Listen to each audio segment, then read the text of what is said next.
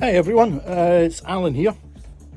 Yeah, it's been a while, so I thought I would do a studio update because there's a lot changed since my last little tour of the studio. If I do a quick turnaround, you'll see that I have no synthesizers anymore. I know a lot of people were shocked about this, but it was a wise decision. Firstly, I just had too many synthesizers and I was just spending too much time repairing and servicing and then just playing around with them instead of producing. So I made the decision to sell them all off, and yeah, I do miss some of them because I said there were a couple of synths where I said I would never sell, but never say never. So yeah, anyway, this is now the new studio setup, so I think we'll start here.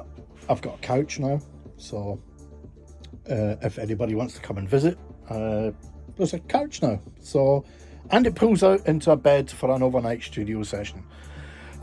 Yes, and now I have put my DJ stuff in the studio now, so I've got my XDJ XZ here, which I absolutely love. Absolutely brilliant piece of kit. I've still got my two turntables, yeah, so the SL1210s,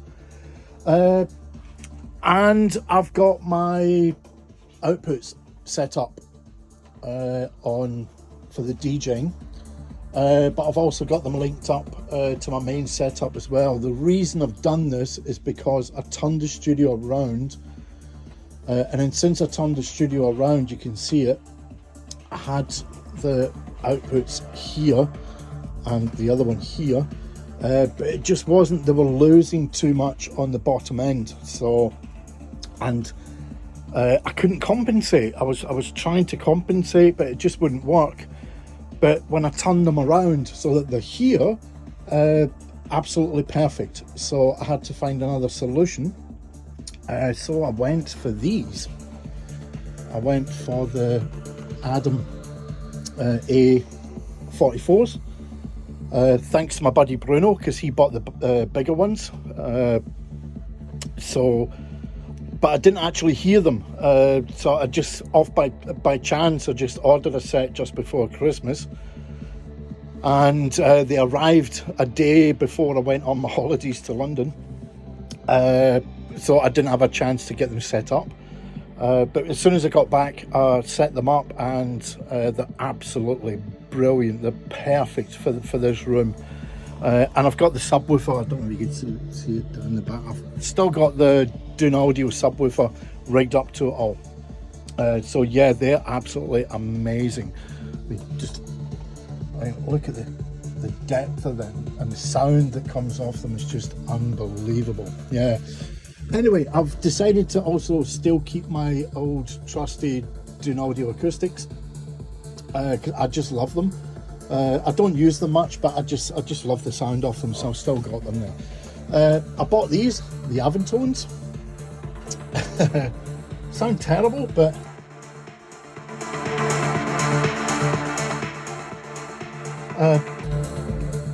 you do hear everything on them. You know, you hear if your bass is coming through, you hear if you've got too much in the mid-range. So they are pretty good for that kind of thing, just listening to details. But it's like listening to two empty bean cans. So yeah. Anyway, yeah, I've still got my the analyzer, and then I've cleaned up my desk a lot as well. So I've got still got the SSL, the UF8, and I've bought this one as well to match it, which is pretty good for the channel strip and for the bus compressor. So yeah, that does work very well. Now I've bought something new here. Actually, I've tried two. I had this one to begin with, which is the Palmer. But the issue with the Palmer was that you can only put the subwoofer on one output. So that was a bit of a pain, really, because I like to have the subwoofer as well with Dune Audios. So again, thanks to my buddy Bruno. He actually bought this first, and it's the Audio Nero, and it's absolutely brilliant because you can configure it, and you can also have the subwoofer as well on. You can actually program it, you can store the settings on it. So I've got the subwoofer here, this is subwoofer. So I've got the subwoofer on both the Adams and on the Dune Audios, but I don't have it on the Aventons, you know. So yeah, absolutely brilliant piece of kit as well. So yeah, really do like it, and I like it because you can actually store the settings on it. Yeah, I've got Stream Deck. I've finally got around to configuring everything on it. So yeah, it's quite a handy tool if you just want to quickly start up a program or something like that. And you can also put menus in it for here as well. I've got all the Logic commands in there as well. So yeah, handy piece of kit. Still got the Behringer. I use that pretty much just as a sort of an analyzer, just to have a quick look, or sometimes I use it just for metering. Got a TC Electronic, yeah, I do like that as well. Always use that as a reference, but I've just got hold of this, the RTV. This is a TM3. These things cost an absolute fortune, but I got it extremely cheap, so I'm not going to say how much I got it for, because you'll say I stole it. But anyway, yeah. So what else have I got? Right, yeah, I've got my big screen where I like to have the Process Audio Decibel. This is quite a good analyzing plugin. It's pretty much, I don't use Cubase, as you can see. I'm still using Logic. I did buy Cubase, got it installed. Bruno gave me a lesson, which did help, but I just can't get around to using it. I don't know why. I just love my Logic. So, but I've been told that this Process Audio Decibel is very similar to the analyzing tools that you have in Cubase anyway. So yeah, and then I've made another big change, which is my audio interfaces. I got rid of the Apollo 16s because I had two of them. I've got rid of them, and I've now gone for this. I've gone for the Antelope Discrete 4, which is absolutely brilliant. Doesn't take up any space, but it's a total nightmare to get set up. The plugins are just dreadful. I don't know if the plugins are good. I still can't get it to work because it has a sort of a tool where it's a bridge between your DAW and between their system for the plugins, and I just can't get it to work. And after 2 months backwards and forwards with the service team, I just gave up because I'm not really interested in the plugins anyway. I've got enough. So I just wanted it because of the good quality, the preamps and things like that. But it is, for that kind of money, it's an excellent little interface. So now I've invested a little bit of money now in my mastering. So I'm actually now doing analog mastering. So yeah, I've in the last video I had the Magnetismus 2, and I absolutely love this. It's like it's a sort of a tape machine emulator, so it gives you that sort of, yeah, the really nice warm sound of running it through an analog tape. And I think I had the VTC as well at that time. I can't remember, but I've got that as well. But this is my new favorite piece of kit here, which is the Cream. It really is. It's a lovely sounding compressor and equalizer, and the great thing is as well, it's just clicks, yeah, to get it set.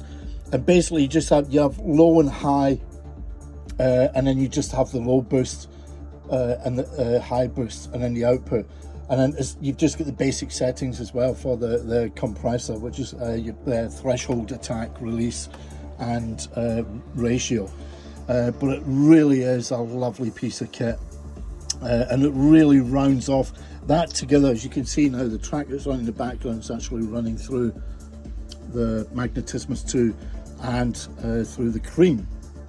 And it really is, it gives it such a lovely sound, these two in combination. And I do actually, I prefer the cream, the way it works. Well, the compressor in the cream, I like the way it works compared to the VTC, but I still like the VTC. Depending on the track, depends which one I use. Yeah, so yeah, but if I don't know if you can hear that. That's the two of them bypassed, and then it just, yeah, you probably can't hear that anyway because it's through the phone audio. But it really does, especially the Magnetismus 2, it just brings everything nicely together and very defined. Yeah, so yeah, I think that's pretty much it now in the studio. Yeah, I've not got much now to say because I don't have any synth, which I'm quite happy about because I'm mostly using this now. So I'm using the Native Instruments Complete, and I've updated to the Native Instruments, the thing with the 14, Ultimate 14, thanks to Tommaso De Donatis. Cheers, buddy. Anyway, yeah, I think that's really about it. Yeah, nothing much to show now except that I'm doing everything out of the box now except for the mastering, which is all done here. Oh, I've got this. This is going to be a little bit of a surprise for Calicat guys. If you're watching, if you ever watch this, this is due to a recent conversation that we had. Video will follow shortly, so I hope you find it as amusing as I'm going to find it. But as soon as I get time, there'll be a little video related to this magic little button.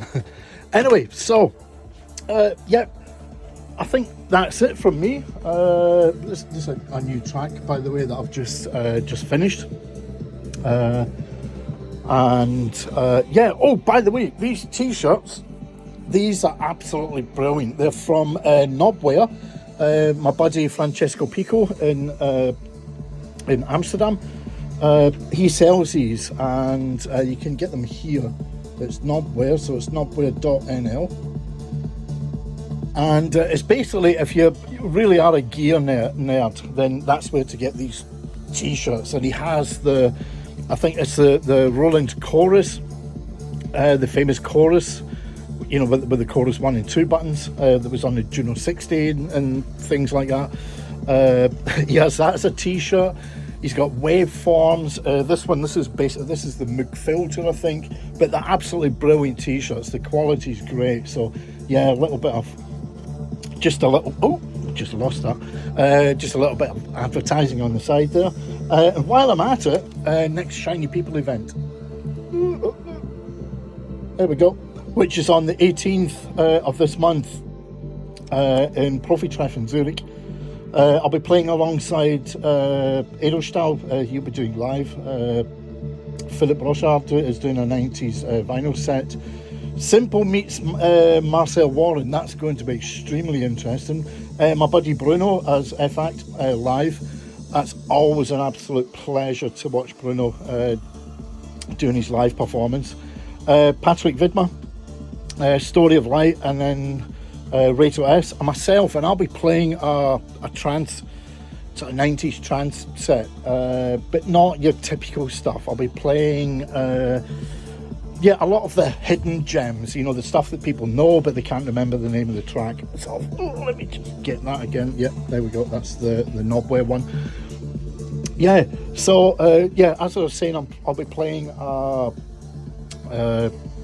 yeah, a classic set, sort of classic trance, sort of from 92 to sort of 97, 98 at the latest. So anyway, that's it with the new studio setup. Again, not much to show. So anyway, thanks for watching, and if anything changes in the next month, I'll do another little video. Okay, bye bye.